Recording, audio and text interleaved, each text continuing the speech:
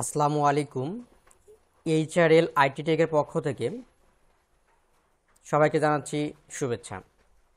আজকের পর্বে আমরা দেখব মাইক্রোসফট ওয়ার্ড ফাইলে কিভাবে পাসওয়ার্ড দিয়ে রাখা হয় বা লক করে রাখা হয়,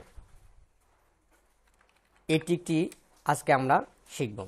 চলুন তাহলে শুরু করা যাক।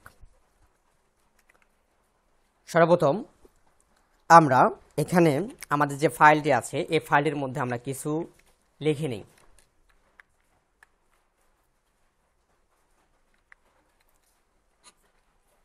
আমরা টেক্সট লেখা শেষ।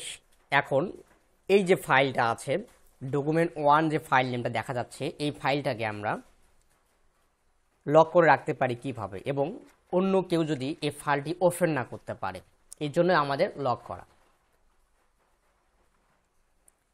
অফিস বাটনে ক্লিক করব। ক্লিক করার পর এখান থেকে যেহেতু আমরা ফাইলটি এখনো সেভ করিনি, এর জন্য আমরা সেভ অ্যাপ অপশনে চলে যাব।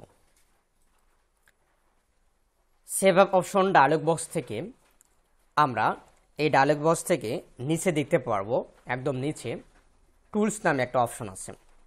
এই অপশনের মধ্যে ক্লিক করব। ক্লিক করার পর এখান থেকে 3 নম্বর অপশন জেনারেল নামে যে অপশন আছে এই অপশনে ক্লিক করব। প্রেস করার পর এখানে দেখতে পারবো যে পাসওয়ার্ড টু ওপেন, আমরা কি পাসওয়ার্ড দিয়ে ওপেন করব সেই পাসওয়ার্ডটা আমরা এখান থেকে দিয়ে দিব। যেমন আমি কিবোর্ড থেকে 1 2 3 4 দিয়ে দিচ্ছি।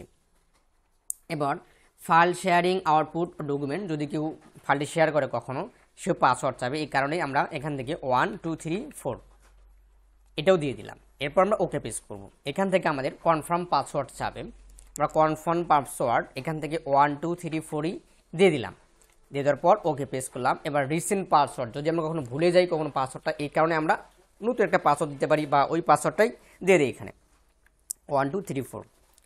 দেওয়ার পর আমরা এখান থেকে ওকেতে প্রেস করব। এবং আমাদের ফাইলটি যেহেতু সেভ করা ছিল না, এই কারণেই আমরা ফাইলটি এখান থেকে সেভ করে নিব। আমরা ফাইল নেমটি he is a good student নামে রাখি। আমরা এখান থেকে ডেস্কটপ সিলেক্ট করি। সিলেক্ট করার পর আমরা ফাইলটি এখানেই সেভ করে দিচ্ছি। এবার আমরা ফাইল থেকে বের হয়ে আসি।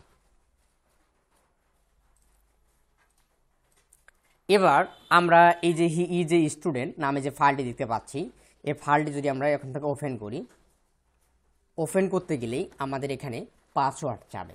তাহলে আমরা যে পাসওয়ার্ড তো জানি, সেক্ষেত্রে পাসওয়ার্ডটি দিয়ে দিব 1 2 3 4, আবার 1 2 3 4 দেওয়ার পর আমাদের ফাইলটি ওপেন হবে।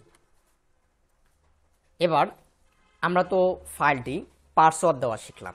এবার ফাইলটির পাসওয়ার্ড আমাদের আর প্রয়োজন নেই, সেক্ষেত্রে আমাদের পাসওয়ার্ডটি রিমুভ করতে হবে। এখন রিমুভ করব কিভাবে সেটি আমরা দেখব। সেম কাজ করার জন্য আমরা আবারও অফিস বাটনে ক্লিক করব। এখান থেকে সেভ অ্যাজ অপশন যে এখানে ছিল এই অপশনে ক্লিক করব।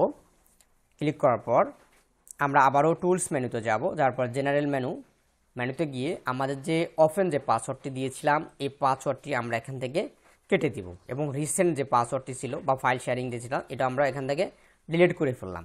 করার পর ওকেতে প্রেস করব, এবং এখান থেকে আবার ওই ফাইলটি আমরা এখানে সেভ করে দিব, এবং ফাইলটি সেভ হয়ে গেল। এবার ফাইলটি আমরা ক্লোজ করি। ক্লোজ করার পর আমরা আবার ফাইলটি এখান থেকে যদি দেখি, তাহলে আমাদের কোনো রকম পাসওয়ার্ড চাবে না, এবং আমরা এখানে লিখতে পারতেছি। এইরকম ইন্টারেস্টিং ভিডিও পেতে আমাদের চ্যানেলটি সাবস্ক্রাইব করুন এবং বন্ধুদের মাঝে শেয়ার করে দিন, যাতে বন্ধুরা অনেক উপকৃত হয়। সবাইকে ধন্যবাদ।